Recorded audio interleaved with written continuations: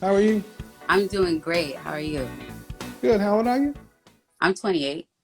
All right. What do we got? Okay, so I was listening to you, and honestly, I totally agree with like everything that you're saying tonight. Honestly, because as I'm watching, I'm Subscribe realizing now. that there's this. When you said short term, there's this survivor mode mentality that us women in my age group definitely have, and I know for a fact that I inherited that being raised Hmm. by a mom who's a single mother and coming from a lineage of single parents, because it's about take care of the kids, keep food on the Hmm. Yeah, grind. it's immediate. Yeah, Hmm. sure, for sure. So I think any woman who comes on here and doesn't see that um is just not being honest and not being real with themselves, and understanding that it's okay to want a man. It's okay to say I'm not happy without a relationship, but they want to stay looking like a strong woman or an independent woman. I don't need it. And I had to reprogram myself years ago. Like, no, that is not All the way. right. I don't want to have to be the strong black woman my whole life, because that didn't How, work. I've got a question for you. How does that go over with women that you're familiar with who haven't reprogrammed themselves? Um, I think I think it goes over well. However, there are still mental blockages that cause them to still live life the same way because of habit, you know. So what I'm surprised to hear it goes over well because what I usually hear is when a woman like yourself realizes that yeah, we were all raised in an immediate situation and that's not healthy for men or women.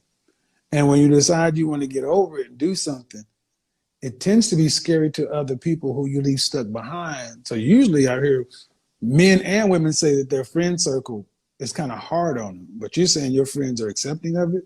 I don't have a whole lot of Okay. women single friends. I just don't have Okay. Okay. but people that I do speak to are pretty progressive. Okay. Like, Well, that makes sense. That makes sense then. yeah, That makes sense. Well, I appreciate you coming on, man. Thank you yeah. very much. And she makes a good point. And that's why, as direct as I am, I understand why it's there because so many of us were raised in single parent households because it was about survival. But that cannot be our default position. Let's switch it completely from relationships. There's something called a money blueprint. And you think about every other community, the dollar circulates in other communities 17 days, 12 days, 7 days, 6 days, even in the Hispanic community. In the black community, the average black dollar circulates 6 hours. Why? There's a theory out there that says our money blueprint. Our money blueprint is the way we were taught to think about money. Think about how us single people, single parent household people were raised up. We were always having to rob Peter to pay Paul. Bills, money was scarce. Uh, Never had enough of it. It was it was a source of stress. It was not a tool, and it was certainly not something that you could use to go on the offense. Then you go into other communities where like some people in the Jewish community where they teach their kids financial camp at 6 years old, where they're starting to be taught the rule of 72 and compounding and everything else, where money is not um, the root of all evil. We're given really bad information about money to where our money blueprint is negative. So we get rid of our money as soon as possible because we weren't taught how to use it, and we feel bad by having it. Versus people who really know how to use money do different things. Well, if you understand that with our money blueprint, think about our relationship blueprint. We were raised in survivor mode being in single parent households. That's why it is going to be so incumbent upon the women to have conversations with the women, to give women, you ladies are going to have to start encouraging women to get in relationships. That's what it comes down to. Because the men want relationships. The women who want relationships fear saying they want relationships because they're so used to being gang piled on by. So, like I said on Monday, we need the silent majority to become vocal. You silent women are going to have to start pushing back against the loudmouth minority of vocal women who are anti-relationship, anti-anything else, and stop making them the story. Just like you say, black men need to stand up and take back their image. Well, that's what black men are doing. Because black men have to shout that other stuff down, show that other stuff down. Y'all are going to have to do it too, because here's the reality. The men are not coming. The men are already there. You got to come to where the men are. And I think that is going to be the hardest thing. How such a group of people who are strong, independent, don't need no man, don't submit, don't do anything, who are so prideful, for you to have to actually move the distance you have to move and the time frame you have to move in order to not die alone. But make no mistake, women, black women in particular, for the women who don't move, there are other women coming from other directions who will move in there, to where by the time you decide to move, there may be no vacancies.